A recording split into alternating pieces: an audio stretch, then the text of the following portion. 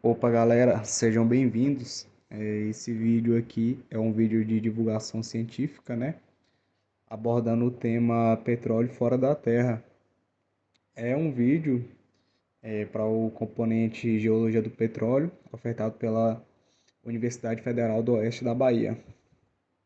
Então, o petróleo, ele vai desempenhar um papel fundamental na nossa sociedade moderna, né? Que vai desde a geração da eletricidade até a produção de combustíveis, plásticos, lubrificantes e ele tem uma ampla variedade de produtos químicos que pode ser gerado, sendo que é uma fonte essencial de energia atualmente.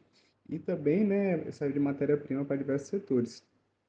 Mas e aí, será que o petróleo ele também pode existir em lugares fora da Terra? Eu vou tratar sobre isso aqui nesse vídeo. E principalmente eu vou alencar o potencial, né, do petróleo em outros corpos celestes, que seria Marte, Vênus, Titã e Europa. Estudar essa possibilidade de petróleo fora da Terra, é interessante a gente estudar como ele ocorre aqui, como é a gênese do petróleo. Então, ele é formado por um processo geológico complexo que ocorre ao longo de milhões de anos. O seu início se dá com a acumulação de matéria orgânica, principalmente plânctons, né? E ele também tem que ocorrer em alguns ambientes propícios para ocorrer essa deposição e essa matéria ela não ser destruída. Essa matéria ela é composta principalmente de carbono e hidrogênio e também por elementos básicos dos hidrocarbonetos, né? Os encontrados no petróleo. Com o tempo, essa matéria orgânica depositada em sedimentos, ela vai sofrer um processo chamado de diagênese, que é na qual vai ocorrer uma decomposição parcial e vai ser formado o querogênio, que ele é o precursor do petróleo.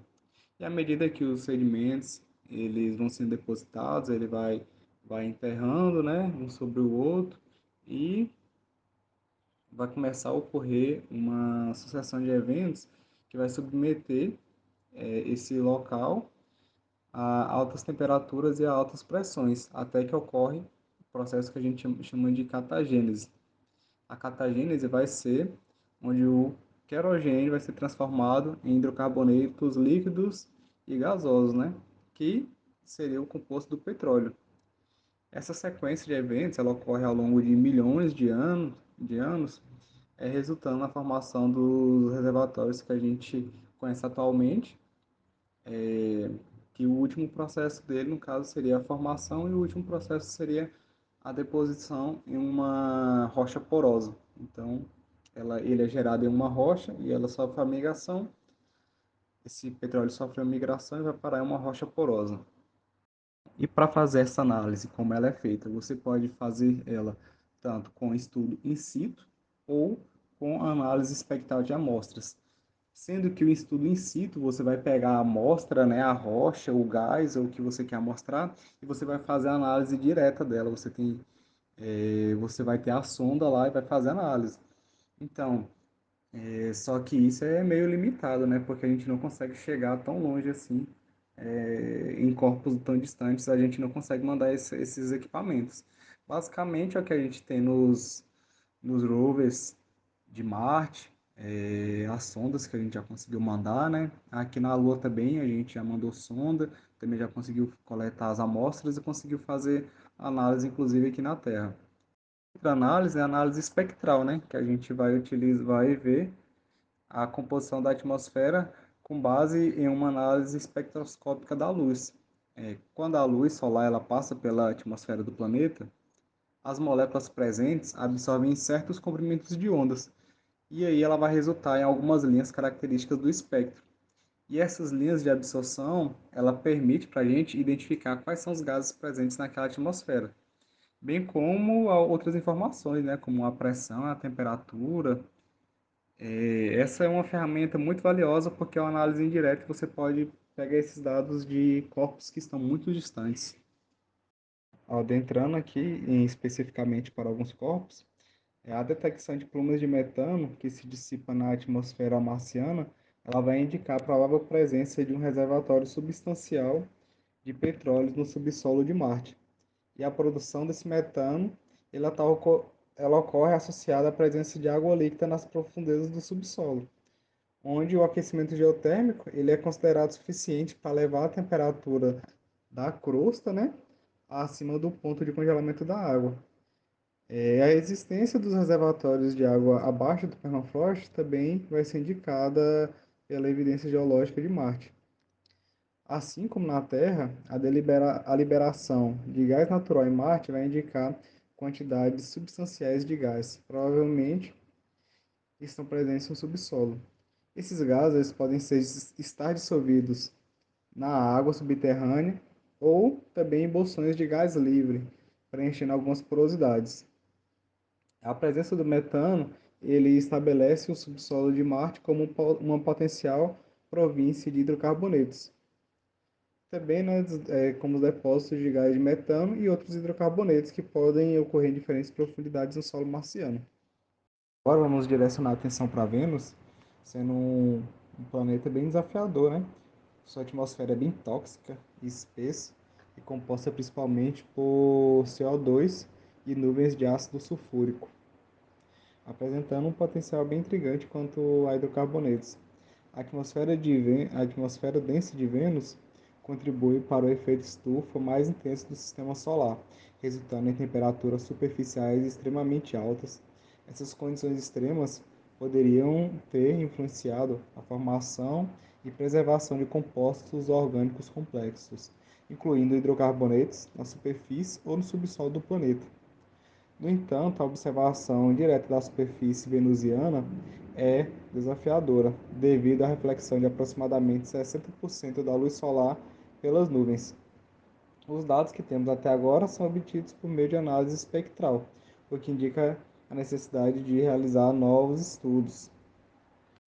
Ele é um planeta gigantesco do nosso sistema solar, conhecido pelos seus anéis que envolvem. Sua atmosfera ela é composta principalmente por hidrogênio e hélio, e estudos de fotoquímica em Saturno têm o objetivo de entender a composição atmosférica e os perfis de abundância de hidrocarbonetos presentes. Observações e modelos revelaram a presença de hidrocarbonetos como metano, acetileno e etano, fornecendo insights valiosos sobre a química atmosférica e a formação de aerosóis. Essas pesquisas são essenciais para compreender a evolução atmosférica e as condições que moldam a estrutura e a aparência de Saturno, bem como o planejamento das futuras missões, como a missão Cassini. Os estudos fotoquímicos em Saturno também contribuem para a compreensão dos processos físicos e químicos que ocorrem no planeta, através de análise de reações químicas envolvendo hidrocarbonetos e outros compostos presentes na atmosfera de Saturno, podendo identificar os mecanismos responsáveis pela formação e degradação dos gases. A Titã, a maior lua de Saturno, ela apresenta um ambiente químico favorável para a formação e preservação dos hidrocarbonetos, semelhante ao petróleo encontrado na Terra. A sua atmosfera ela é rica em hidrocarbonetos gasosos e nitrilas, resultado do processamento químico desencadeado pela radiação solar e as partículas altamente energéticas da magnetosfera de Saturno. Seus processos levam à produção de compostos orgânicos complexos, que se agregam e formam partículas de aerosóis sólidos, contribuindo para a formação de uma atmosfera complexa de hidrocarbonetos na superfície de Titã. O estudo de química em Titã não apenas amplia nosso conhecimento sobre esse satélite, mas também levanta a possibilidade da existência de reservatórios, como petróleo, em outros corpos celestes. As condições químicas da atmosfera de Titã oferecem um ambiente propício para a formação e acumulação de hidrocarbonetos, o que sugere a presença desses recursos em outros corpos do sistema solar. Concluindo, a presença dos hidrocarbonetos em corpos celestes como Marte, Vênus, Titã abre algumas oportunidades promissoras para a exploração sustentável do sistema solar. Esses recursos podem ser utilizados na construção de instalações e máquinas, assim como na produção de combustíveis de foguetes de alta energia. Essa descoberta impulsiona a busca por soluções avançadas na exploração espacial, reduzindo a dependência de suprimentos terrestres e possibilitando missões autossustentáveis. Utilizar esses recursos de outros planetas também pode impulsionar a nossa exploração, uma vez que será possível alcançar destinos cada vez mais distantes de forma eficiente e sustentável, uma vez que esses corpos já apresentam alguns dos nossos combustíveis mais utilizados atualmente.